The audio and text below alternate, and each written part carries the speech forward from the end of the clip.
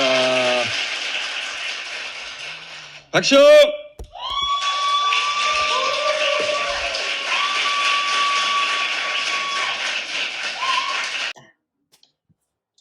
다음 총선 대선에서는 다시는 여론조사 가스라이팅을 당하지 않겠다. 비싸게! 만들면서 내가 그랬어. 욕하면서도 보게 될 것이다. 요즘 여론조사 국민의힘에서도 봅니다. 비싸게! 꽃이냐고. 여론조사 꽃등심도 아니고. 그렇게 묻는 사람들이 있어요. 네. 여론조사의 정상에서 꽃을 피우겠다. 비싸게! 자, 전국조사. 정당에서는 정당 여론조사 하거든요? 네, 하죠. 네. 그 민주당도 국민의힘도 전국 전부 다 해요. 한동훈 비대위원장이 다급해지다 보니까 말이 거칠어지더라고. 한동훈 비대위원장은 자기가 국민의힘 선거에 얼마나 지대한 악역을. 자, 홍익표 후보님은 뭘로 알려지기 원하십니까? 우리 지역에서 아시아 선수촌 아파트라고 그곳에 사는 하는 분이 제게 이제 전화를 주셨어요. 자기는 지난번 대통령 선거 때 윤석열 후보를 찍었대요. 이번에는 도저히 안 되겠대요. 우리 강남권 인구를 다 합하면 충북 지역 인구하고 비슷해요. 우리가 잘해야 대통령 선거 이길 수 있거든요. 그래서 정말로 송파울이 탈환할 수 있고요. 이 직전에 제가 헬리오시티 지역 유세하고 막 직진 달려왔어요. 헬리오시티가 전국에서도 가장 큰 단지이고 거기서 져서 지난 총선에서 졌어요. 그렇죠. 그래서 제가 오늘 헬리오시티 주민께 그랬습니다. 경제가 살아야 우리 아파트 가치도 산다. 국제통상 전문가가 우리 경제 살리겠다. 이 자리에 대해서 꼭 말씀드리고 싶은 게 제가 헬리오시티 건너편에 있는 올림픽 패밀리 아파트에서 살아요. 제가 올림픽 패밀리에 살고 있는 주민이라는 것을 모르는 분들이 많아요. 그 두 단지에서 제가 표를 받아야 이기거든요. 제가 올림픽 패밀리 아파트에 살고 있다는 걸 지금 알리는 거 이게 저한테 굉장히 절박합니다. 문제입니다. 세 분을 모시겠습니다.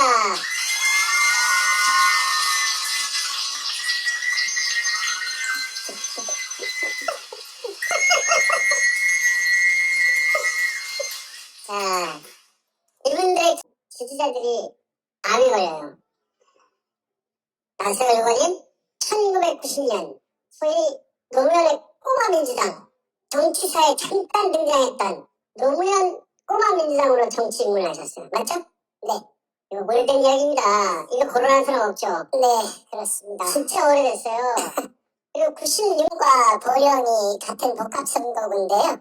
저는 서천군 출신인데 보령이 서천보다 인구가 2배가 많아요. 나중에 보령을 까니까 조금 뭐 1.7%, 2% 이 정도 차이가 났습니다. 이 지역 유권자들이 안 모여요 진짜. 장동혁 후보하고 리턴 매치죠. 예, 이 세 분 모두 다 리턴 매치야. 또 세 분 다 모두 리턴 매치인데 정당 지지율이 진단 말이야. 이번에 조사를 했지. 이기네?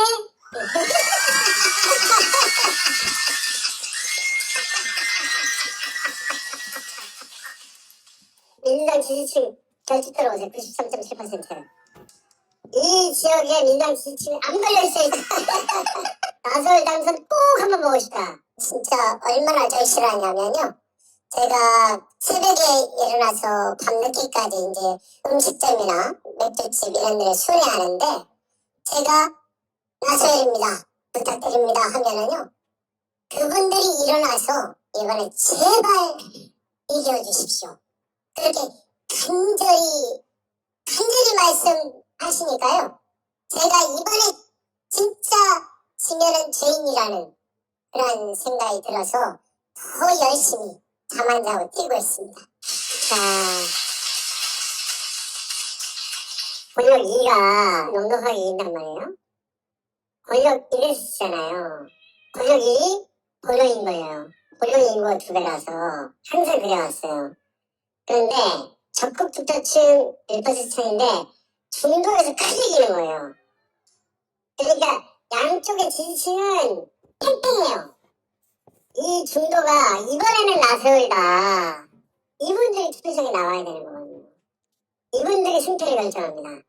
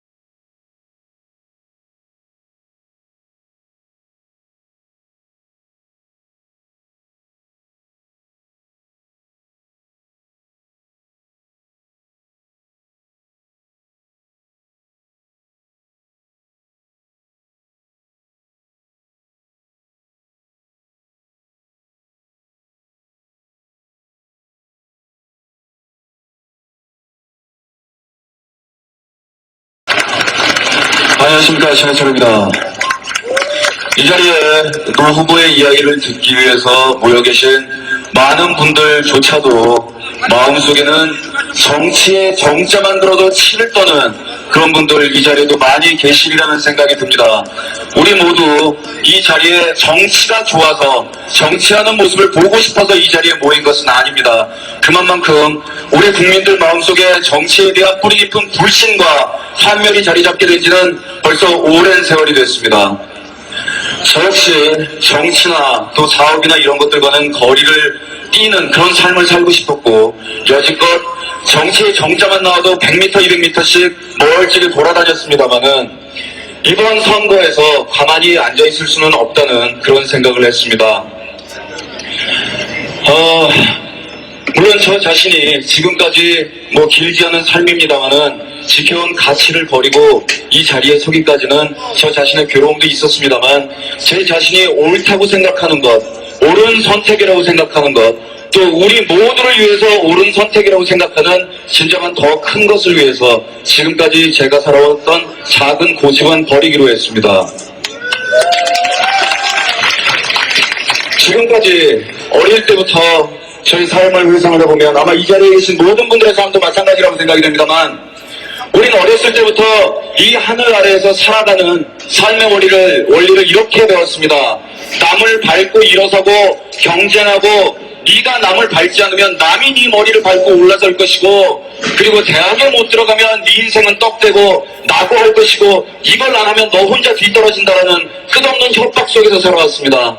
사람하고 사람이 살아가야 될 이 대한민국 땅에서 우리가 살고 있는 지금 세상은 맹수들이 서로 물어뜯고 있는 맹수 우위에 불과해요.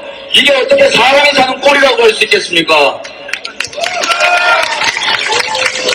우리는 모두 경제 어떻게 하면 잘 먹고 잘 사나 모두 삶의 가치로 하나만 이야기를 합니다. 그러나 아무리 자기 집에 100억, 200억이 쌓여있는 집에서 부모 자식 간에 대화 없고 아버지 어머니가 뺨 한 번 부려지지 않는 집에서 자라는 아이가 어떻게 행복할 수 있겠습니까?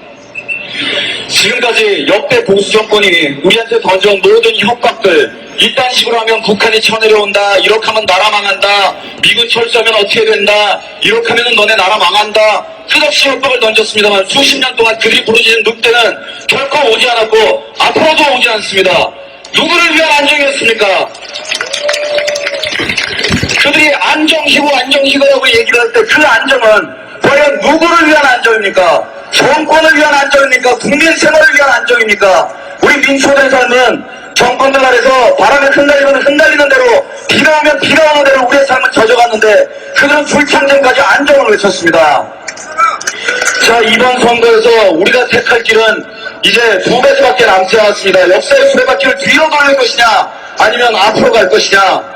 그는 이번 선거에서 노무현 후보야말로 화합과 발전과, 그리고 또 하나 제가 간절하게 바라는 것이 있다면, 우리 사람들이 이 땅에서 살아가고 있는 삶의 가치를 회복시켜줄 유일한 인물이라고 생각하기 때문에 이 자리에 섰습니다. 여러분의 현명한 선택 바랍니다. 감사합니다. 우리가 뽑아낸 국민 후보 장하단 검을 노무현을 죽였나요?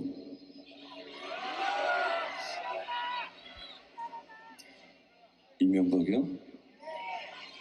한나라당이요? 조선일보요? 저예요. 우리들입니다. 그래서 저는 가해자이기 때문에 문상도 못 갔고 조문도 못했고 담배 한 자락 올리지 못했고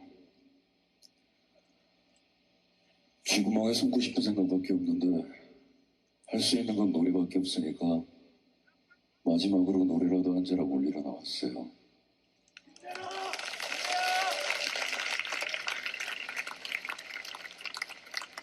우리의 적들을 탓하기 전에 물에 빠져 죽은 사람을 우리가 건지지 않았다라는 죄의식을 우리가 버려서는 안 될 거라고 생각해요. 그리고 더군다나 그 물에 빠진 사람이 다른 물에 빠진 사람을 구하러 뛰어들어갔다가 죽었는데 그 사람을 우리가 건지지 못했다는 것. 죽을 때까지 쇠사슬로 발목에 감겨 있을 거라고 생각해요. 그리고 난 다음에 저 씹새끼들 욕을 해도 그 다음에 해야 되는 거 아닐까요?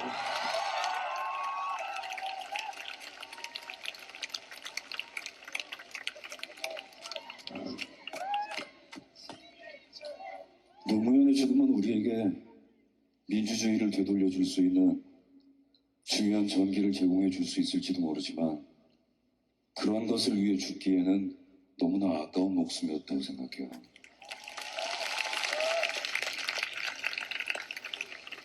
그래서 여러분들께 이 노래를 드립니다. 저는 이 노래를 20년 동안 불러왔고 그리고 이 노래의 가사와 상관없이 아무 데서나 불렀었고 노무현이 탄핵을 당했을 때 광화문에서도 이 노래를 불렀었고 그리고 여기서 다시 한번 이 노래를 보내드립니다. 왜냐하면 이 노래는 사랑하는 사람을 잃은 비탄보다는 앞으로에 있을 희망을 늘 얘기한다고 생각하기 때문이죠.